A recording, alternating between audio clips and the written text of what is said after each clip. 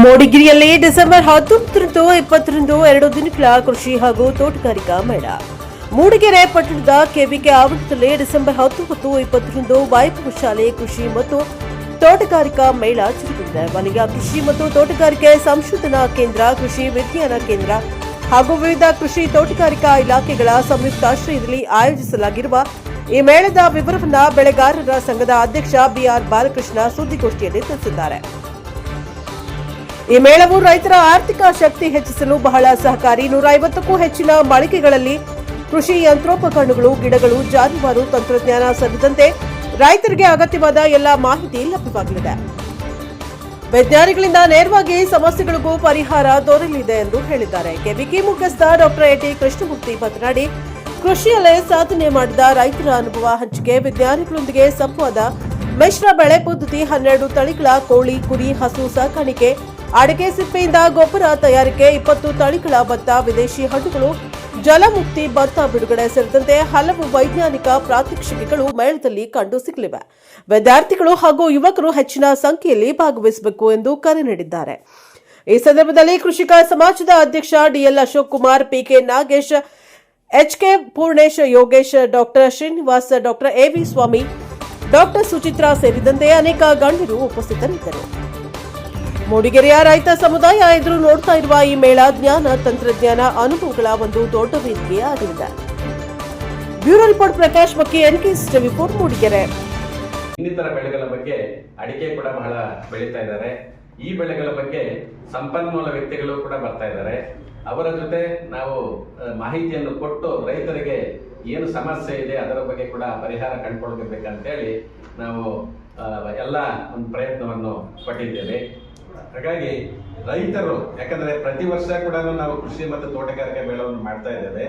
ಯಾಕಂದ್ರೆ ಕೃಷಿ ಮತ್ತು ತೋಟಗಾರಿಕೆಯಲ್ಲಿ ಸಾಕಷ್ಟು ಆಧುನಿಕ ತಾಂತ್ರಿಕತೆಗಳು ಅಂದ್ರೆ ನೂತನ ತಳಿಗಳಾಗಿರಬಹುದು, ಮತ್ತೆ ಬೇರೆ ಬೇರೆ ಆಧುನಿಕ ತಾಂತ್ರಿಕತೆ ರೈತರಿಗೆ ತಿಳಿಸ್ಕೊಡೋದು ನಮ್ಮೆಲ್ಲರ ಕರ್ತವ್ಯ ಆಗಿದೆ. ಸೊ ರೈತರು ಅಭಿವೃದ್ಧಿಯಾದ್ರೆ ದೇಶ ಅಭಿವೃದ್ಧಿ.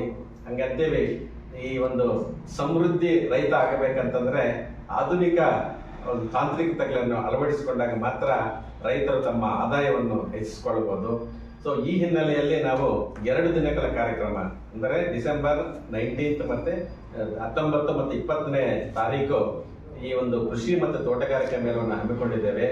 ತಾವೆಲ್ಲರೂ ಪಾಲ್ಗೊಂಡು, ರೈತರಿಗೋಸ್ಕರ ಮಾಡ್ತಾ ಇರೋದು, ಸೊ ರೈತರು ಪಾಲ್ಗೊಂಡು ಇದರಲ್ಲಿ ಸದ್ಬಳಕೆ ಮಾಡ್ಕೋಬೇಕು.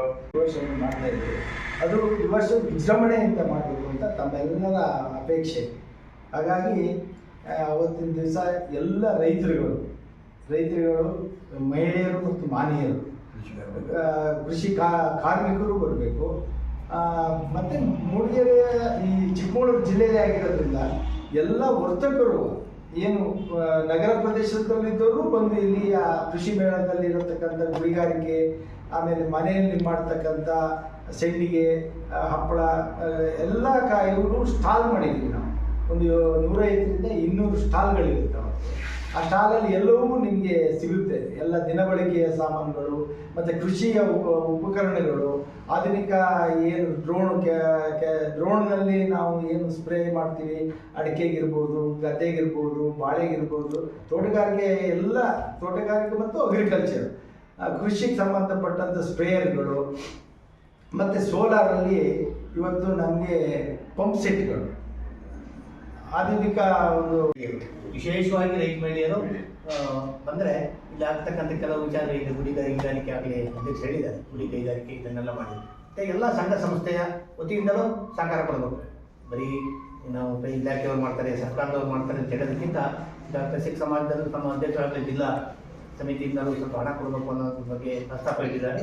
ಹಣ ಕೊಡಲಿಕ್ಕೆ ಸಮಿತಿ ಒಪ್ಕೊಂಡಿದೆ. ಅದೇ ರೀತಿ ಎಲ್ಲ ಸಂಘ ಸಂಸ್ಥೆಗಳು ಸೇರಿ ಸಂಘದ ಮತ್ತು ಈ ಕಾರ್ಯಕ್ರಮದ ಯಶಸ್ವಿಗಾಗಿ ಅದು ನಮ್ಮ ತಾಲೂಕಲ್ಲಿ ನಮ್ಮ ಹೆಮ್ಮೆ. ಈಗ ನಮಗೆ ಇಂಥ ಒಂದು ಕಾಲಾವಕಾಶ ಸಿಕ್ಕಿರೋದು ನಮ್ಮ ತಾಲೂಕಿನ ದೊಡ್ಡ ಹೆಮ್ಮೆ.